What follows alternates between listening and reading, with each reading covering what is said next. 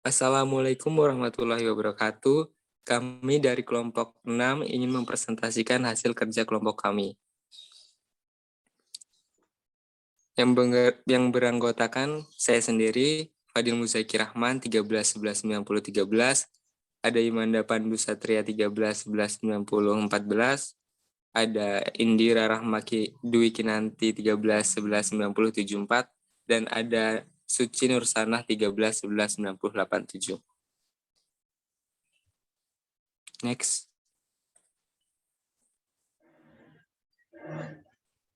Yang pertama yaitu tentukan salah satu jenis barang komoditas yang akan dikirim dengan ketentuan bahwa barang tersebut adalah barang pokok atau sayuran atau buah atau bisa juga rempah-rempah.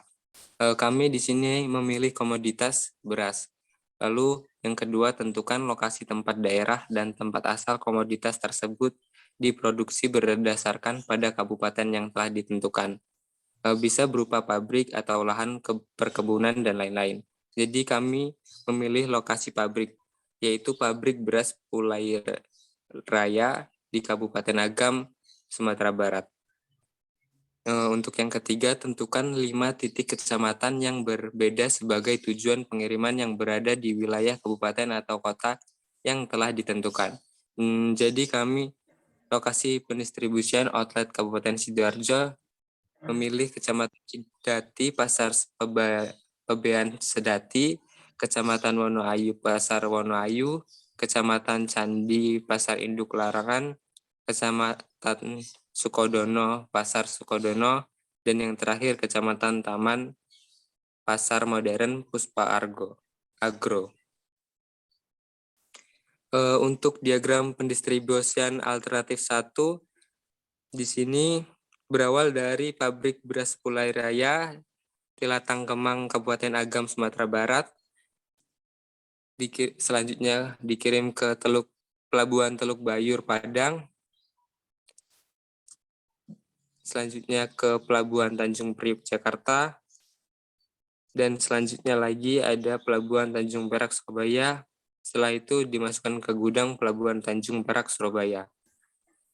Setelah berada di gudang Pelabuhan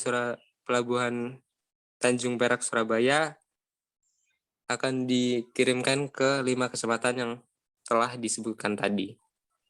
Next.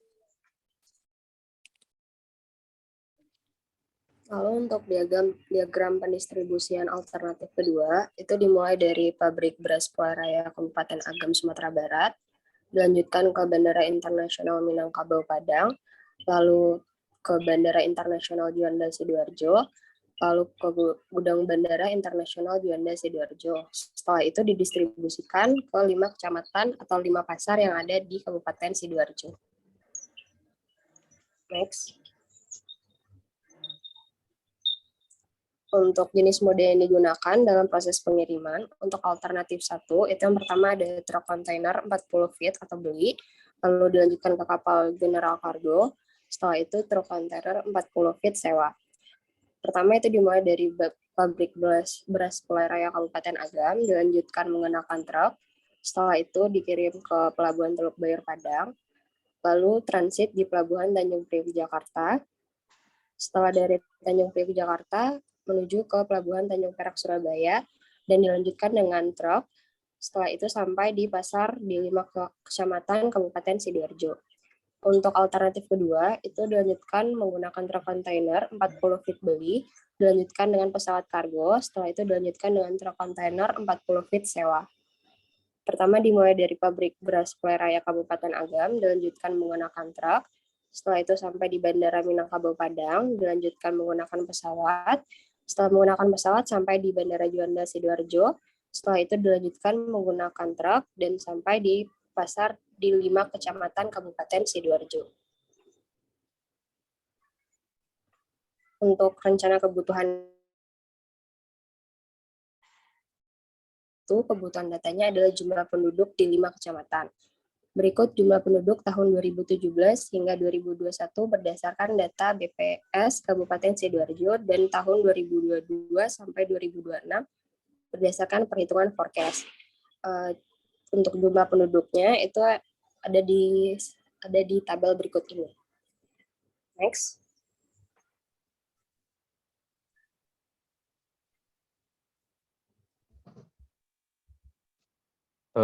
Kemudian untuk kebutuhan datanya, berikut adalah demand berdasarkan jumlah penduduk di 5 kecamatan.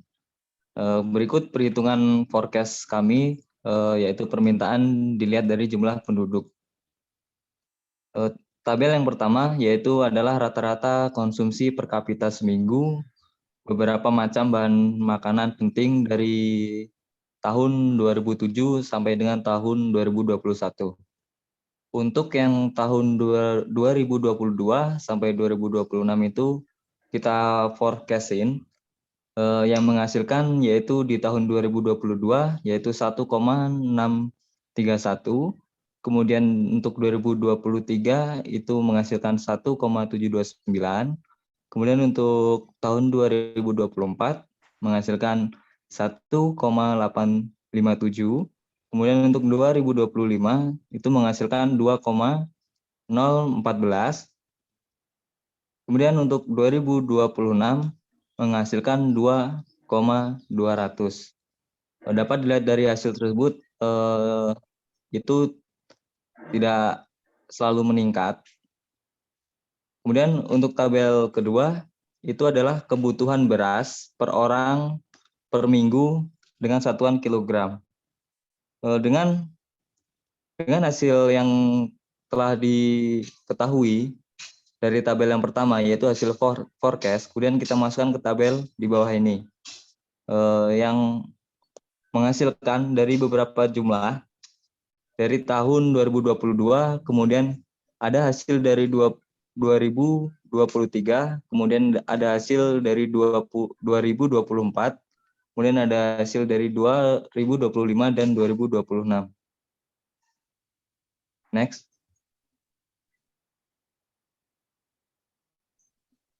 Selanjutnya, pada tabel pertama ada kebutuhan beras per orang per bulan dengan satuan ton.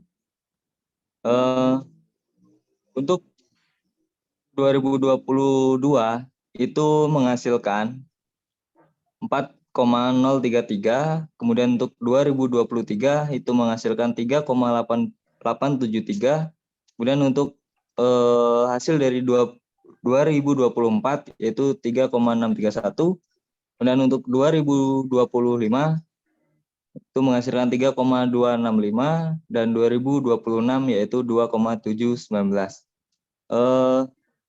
Diketahui tidak semua beras yang dibutuhkan Kabupaten Sidoarjo itu dari Kabupaten Agam, melainkan pemasok beras sebesar 90% dari Kabupaten Ngawi, kemudian Kabupaten Lamongan, kemudian Kabupaten Indramayu, Kabupaten Sragen, dan Kabupaten Cilacap. Untuk 10%-nya yaitu dari Kabupaten Agam sendiri. Dari hasil yang tadi disebutkan, lalu kita bagi dengan 90% dari pemasok beras lain, yaitu menghasilkan yang 2022 403 dan 2023 387, kemudian untuk 2024 yaitu 363 dan 2025 365 dan 2026 yaitu 272. Dari hasil tersebut kemudian kita bagi lagi dengan 10%, yaitu dari Kabupaten Agam, yaitu menghasilkan yang 2022 yaitu 202, kemudian untuk 2023 yaitu 194, kemudian 202 untuk 2024 yaitu 182, kemudian untuk 2025 ada hasil 163 dan yang terakhir 2026 ada hasil 136. Dari hasil tersebut kemudian lalu kita bagi 40, yaitu 4 kontainer yang kita akan gunakan, yaitu ada yang 2022 ada 5 sekali pengiriman, kemudian 2023 ada 5, 2024 ada 5, 2025 ada 4, kemudian 2026 ada 3. Kemudian Untuk tabel yang kedua, kebutuhan beras per orang per tahunnya, yaitu dengan satuan ton. Sama dengan cara yang pertama, yaitu dengan membagikan semua hasil dari 2022 sampai dengan 2026, itu yang pertama dibagi 90%, yang menghasilkan 4.839. Untuk 2023 4.647, kemudian untuk 2024 4.358, kemudian untuk 2025 3.918, kemudian untuk 2026 yaitu 3.263.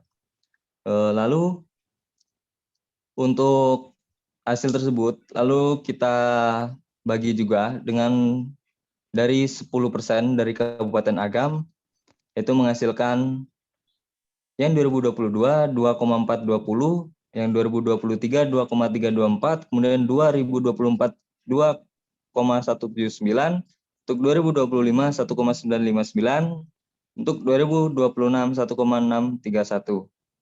Lalu dari hasil tersebut kita bagi juga dengan 40, yaitu menghasilkan 2022 60, 2023 58, 2024 54, kemudian 2025 49, 2026 41.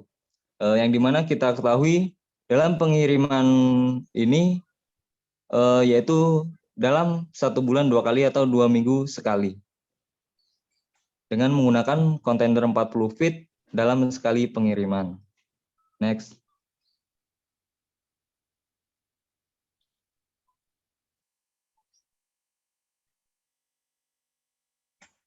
Kebutuhan data selanjutnya yaitu kelas jalan yang akan digunakan, jarak tempuh, waktu tempuh, biaya pengiriman, biaya komoditas, karakteristik barang.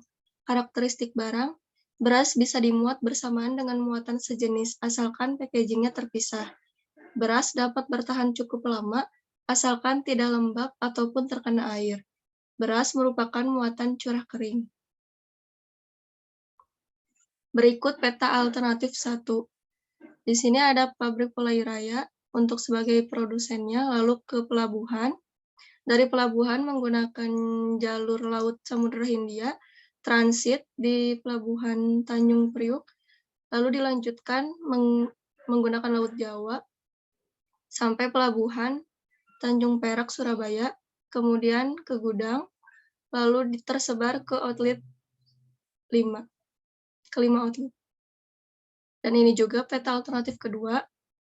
Di sini pabrik beras Pulau Raya sebagai produsennya, lalu ke Bandara Minangkabau, kemudian lanjut ke Bandara Juanda, ke gudang, dan langsung ke 5 outletnya.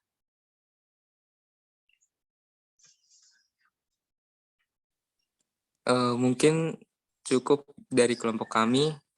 Kurang lebihnya mohon maaf. Terima kasih. Wassalamualaikum warahmatullahi wabarakatuh.